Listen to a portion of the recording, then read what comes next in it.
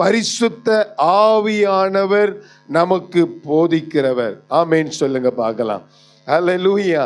பாடங்களை குறித்து, எடுத்துக்கொண்ட சப்ஜெக்டை குறித்து ஒருவேளை நீங்கள் மாணவர்களுக்கு போதிக்கிறவர்களாக இருக்கலாம், மாணவர்களுக்கு கற்றுக் கொடுக்கிறவராக, இல்லை என்று சொன்னால் டீச் பண்ணுகிற ஒரு ஆசிரியராக இருக்கலாம்.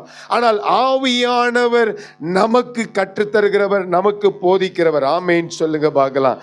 சங்கீதங்களின் புஸ்தகம் 32ஆம் அதிகாரம் அதன் 8வது வசனத்திலே வாசிக்கும் பொழுது, நான் உனக்கு போதித்து நீ நடக்க வேண்டிய வழியை உனக்கு காட்டுவேன், உன்மேல் கண்ணை வைத்து உனக்கு ஆலோசனை சொல்லுவேன் என்று சொல்லி அங்கே எழுதப்பட்டிருக்கிறதை பார்க்கிறோம்.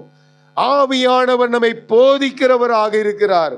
வேத வசனத்தை போதிக்கிறவர், வேத வசனத்துடைய ஆழங்களை போதிக்கிறவர், வேத வசனத்திலே ஆண்டவர் எழுதி வைத்திருக்கிற பிரமாணங்களை எப்படி பேச வேண்டும், எப்படி நடக்க வேண்டும், எப்படி நாம் கீழ்ப்படிந்திருக்க வேண்டும், எப்படி வேத வசனத்தின்படி நம்முடைய வாழ்க்கையை அமைத்து கொள்ள வேண்டும் என்று சொல்லி நமக்கு போதிக்கிறவராக இருக்கிறார், நமக்கு போதிக்கிறவராக இருக்கிறார். ஆமென் சொல்லுங்க பார்க்கலாம்.